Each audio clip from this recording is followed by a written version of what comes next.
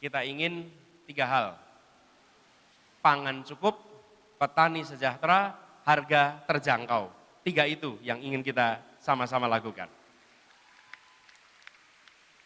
Dan ini konsekuensinya, 1, keseriusan untuk mengintensifkan pemanfaatan lahan pertanian. Pasokan pupuk, pasokan bibit unggul, pasokan obat pertanian, ini semua Bapak Ibu sekalian predictable. Kita tahu jumlah hektar sawahnya, kita tahu lokasi petaninya, kita tahu produksinya, yang dari tahun ke tahun itu tidak berubah. Tapi kita tidak serius menyiapkan pasokan yang cukup. Kita berkomitmen dalam urusan ini dikerjakan amat serius sehingga ada stabilitas pasokan untuk kegiatan produksi pertanian. Yang ketiga, konsolidasi lahan pertanian. Gapoktan menjadi ujung tombak, di mana lahan-lahan pertanian itu bisa dikerjakan secara bersama-sama sebagai satu unit produksi. Kalau sekarang ini ada galengan, ada pematang sawah, sehingga produksinya dibatasin. Pengalaman kami di Jakarta ketika bekerja sama dengan daerah untuk membeli produksi pertanian, begitu mereka dibeli sebagai satu kelompok, maka mereka bisa berproduksi dengan lahan yang lebih luas. Yang ketiga, di hulu ini adalah daya jual petani yang tinggi. Kenapa? Adanya kontrak farming. Pengalaman kami di Jakarta bekerja sama dengan berbagai daerah. Coba tunjukkan slide 14. Ini kerjasama dengan lebih dari 185 kelompok tani, koperasi, badan usaha di 40 wilayah di Indonesia dengan total nilai transaksinya 650 miliar. Apa yang dikerjakan Bapak sekalian? Kami di Jakarta 99% kebutuhan pangan dari luar Jakarta. Ketika membiarkan mata rantai itu bergerak secara inefisien, maka pangan yang diterima warga Jakarta harganya sudah tinggi. Apa yang kami kerjakan? DKI langsung bekerja sama dengan Gapoktan, membuat kontrak kerja 5 tahun dengan mereka. Dan ketika ada kontrak itu, apa yang terjadi? Para petani memiliki kepastian, ada yang membeli produksi pertanian mereka untuk durasi 5 tahun ke depan. Harganya sudah ditetapkan bandnya, batas bawah, batas atas. Lalu dengan adanya kepastian itu, mereka bisa mendapatkan kredit bank, sehingga terjadi mekanisasi pertanian di tempat mereka. Mereka punya alat-alat untuk bisa berproduksi dengan efisien. Dan yang tidak kalah penting, mereka harga jual gabahnya lebih tinggi, kami di Jakarta bisa beli berasnya dengan lebih murah daripada lewat mata rantai pedagang-pedagang yang begitu banyak. Apa yang terjadi? Di Jakarta terjadi stabilitas harga beras karena ada pasokan yang terjamin dari luar. Nah, pola kerjasama ini membuat kita bisa menyelamatkan 2 hal. Petaninya mendapatkan kesejahteraan dan kepastian, warga yang menjadi konsumen mendapatkan kepastian harga yang jauh lebih terjangkau. Nah, ini yang kita kerjakan dan kemudian membuat efisien.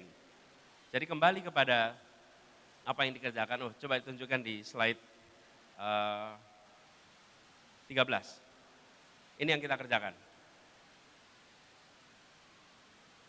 Maaf, kembali ke slide 12 saja dulu.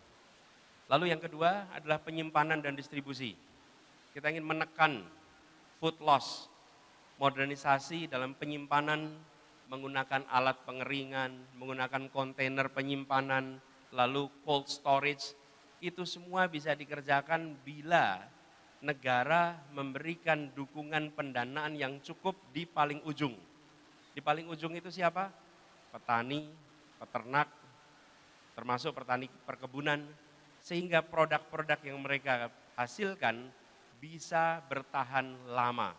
Dengan cara seperti itu, maka food loss itu bisa dikurangi.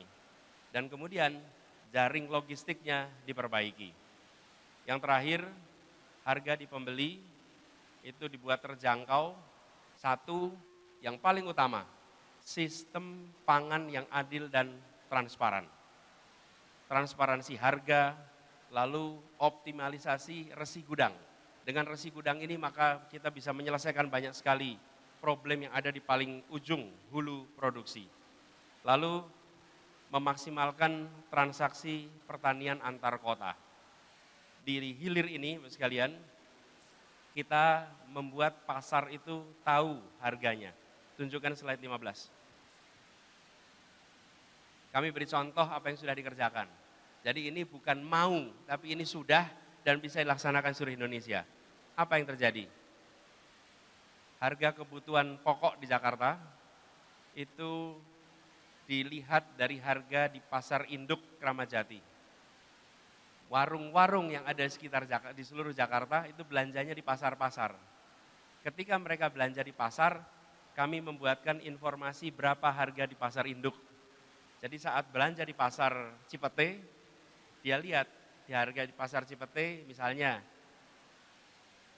cabai merah harganya jauh lebih mahal daripada di Kramat Jati, maka yang mau kulaan lebih baik ambil di pasar induk daripada di pasar setempat. Dengan informasi yang merata, apa yang terjadi? Harga kebutuhan pokok di Jakarta memiliki pasar yang efisien karena informasi tiap komoditi diketahui semua pelaku pasar.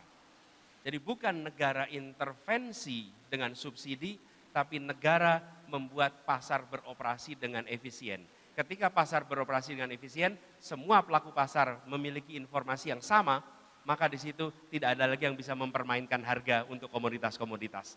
Transparansi ini dibuka, kalau Bapak-Bapak Ibu punya aplikasi, silahkan buka, namanya Info Pangan Jakarta.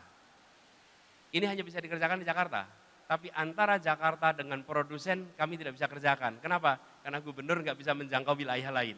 Gubernur hanya menjangkau wilayah Jakarta. Insya Allah bila amanah itu diberikan, maka transparansi harga itu bisa ke seluruh Indonesia. Jadi nanti kita bisa tahu berapa harga bawang merah di Brebes. Kita bisa tahu berapa harga jeruk di Medan. Kita tahu berapa harga apel di Malang. Dari mulai tempat produksi sampai ke kota-kota. Apa yang terjadi? Maka distribusi menjadi efisien. Karena kita mengetahui informasi yang lengkap tentang harga pasar atas komoditas itu.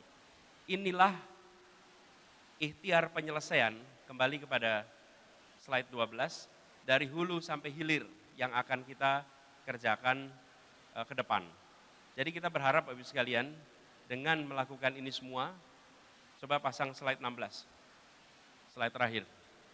Dengan ini semua, maka kita menginginkan di Indonesia keluarga-keluarga memiliki kepastian atas pengeluaran mereka di dalam kebutuhan pokok.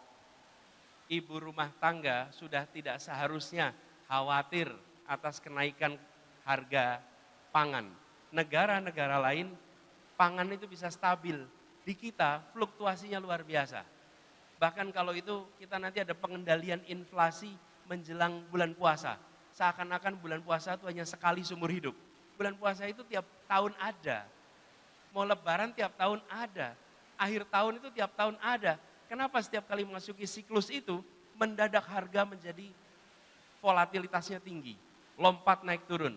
Sudah seharusnya di negeri sebesar ini, di negeri yang punya kekayaan sebesar ini, kepastian harga, kepastian supply bisa dilakukan dengan baik sehingga rakyat tidak mengalami kesulitan untuk mereka bisa mendapatkan kebutuhan pokok.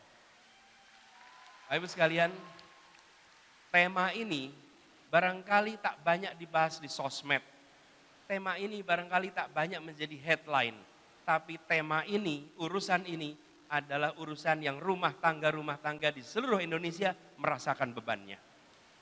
Karena itu kami memandang penting sekali untuk Indonesia bisa take off ke depan kalau urusan pangan, urusan perut kita semua itu bisa terkendali dengan baik. Nah inilah sebuah rencana yang konkret yang kami akan kerjakan. Bapak Ibu sekalian, gagasannya sederhana tapi diperlukan kemauan politik dan keseriusan untuk menyusun proses teknokrasi. Kebijakan dengan urutan yang benar, programnya, kegiatannya, alat ukurnya, kemudian monitoringnya. Ketika itu dikerjakan, kami yakin Indonesia bisa mendapatkan kemandirian pangan dan keluarga-keluarga kita di Indonesia akan memiliki kepastian atas pengeluaran mereka untuk kebutuhan pangan sehari-hari.